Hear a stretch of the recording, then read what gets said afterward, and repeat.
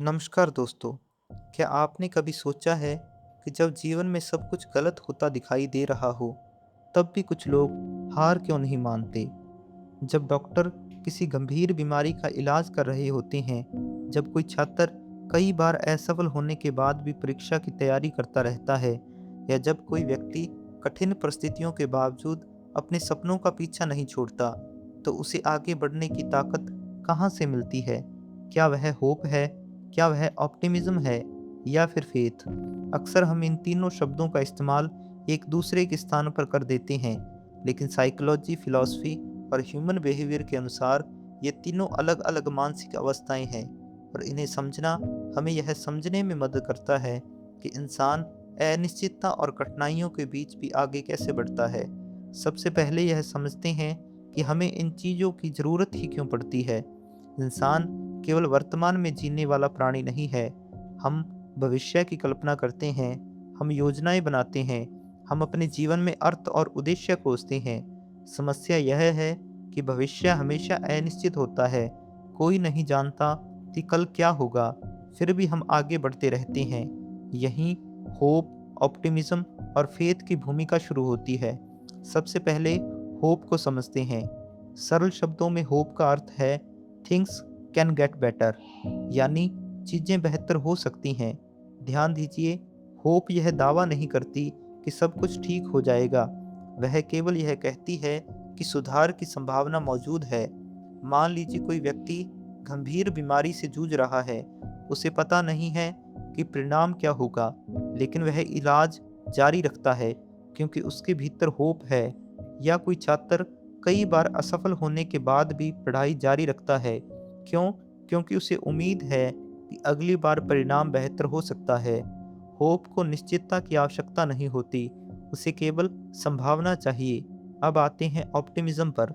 Optimism का अर्थ है things will probably get better, यानी मुझे लगता है कि चीज़ें बेहतर होने की संभावना अधिक है।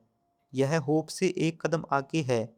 होप कहती है शायद, ऑप्टिमिज्म कहता है संभवतः हाँ। एक ऑप्टिमिस्टिक व्यक्ति चुनौतियों को देखता है, लेकिन उसका सामान्य दृष्टिकोण सकारात्मक रहता है। अगर किसी का नया बिजनेस शुरू हुआ है, तो ऑप्टिमिज्म उसे यह विश्वास दिला सकता है कि मेहनत का अच्छा परिणाम मिलने की संभावना अधिक है। अगर कोई नया रिश्ता शुरू करता है, तो ऑप्टिमिज्म उसे सकारात्मक भविष्य की कल्पना करने में मदद कर सकता है। लेकिन ध्यान देने वाली बात यह है कि ऑप्टिमिज्म का मतलब वास्तविकता से भागना नहीं है। स्वस्थ ऑप्टिमिज्म कठिनाइयों को स्वीकार करते हुए भी सकारात्मक संभावना देखता है। अब तीसरे कंसेप्ट पर आते हैं, फेथ। फेथ शायद इन तीनों में सबसे गहरा और सबसे जटिल विचार है। फेथ का अर्थ है I trust even when I can not see, यानी जब मुझे पूरी तस्वीर दिखाई नहीं दे रही, तब भी मैं भरोसा रखता हूँ। बहुत से लोग फेथ को केवल धार्मिक विश्वास से जोड़ते हैं, लेकिन फेथ उससे कहीं व्यापक है। आप किसी व्यक्ति पर फेथ रख सकते हैं, किसी मूल्य पर फेथ रख सकते हैं, किसी उद्देश्य पर फेथ रख सकते हैं, किसी प्रक्रिया पर फेथ रख सकते हैं, और हाँ, ईश्वर में भी फेथ रख सकते हैं। मान लीजिए एक इंसान बीज बोता है।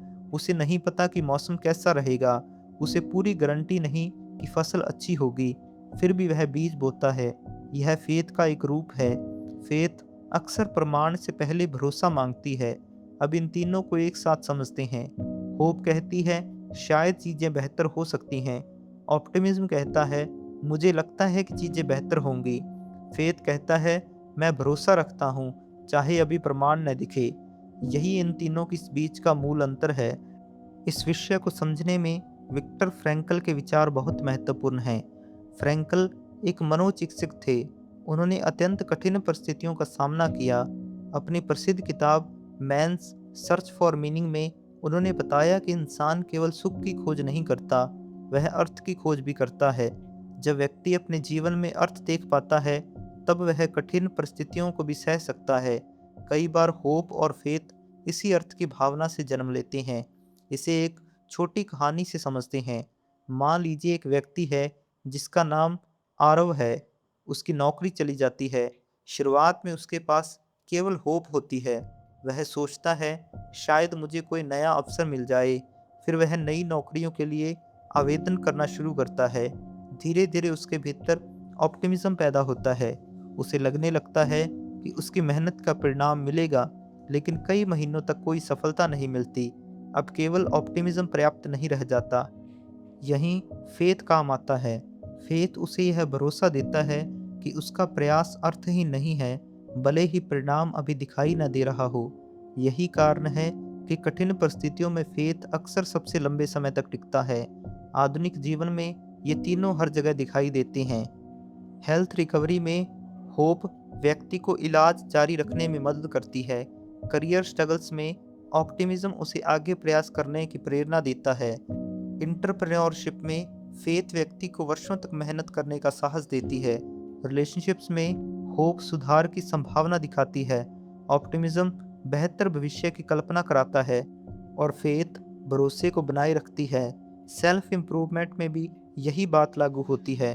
कोई व्यक्ति पहले होप करता है कि वह बदल सकता है, फिर ऑप्टिमिज्म विकसित करता है कि वह सफल होगा, और अंत में फेथ उसे लंबे समय तक प्रयास करते रहने की शक्ति देता है। तो हम कैसे पहचानें कि हम क्या महसूस कर रहे हैं? अगर आप केवल संभावना देख रहे हैं, तो शायद वह होप है। अगर आपको अच्छे परिणाम की अपेक्षा है, तो वह ऑप्टिमिज्म हो सकता है। और अगर आप अनिश्चितता के बावजूद भरोसा बनाए हुए हैं, तो वह फेथ हो सकती है। शायद इस पूरे विषय की सबसे महत्वपूर्ण सीख यही है कि इंसान केवल तथ्यों के आधार पर नहीं जीता, हम संभावनाओं पर भी जीते हैं, हम अपेक्षाओं पर भी जीते हैं, और कई बार हम भरोसे पर भी जीते हैं।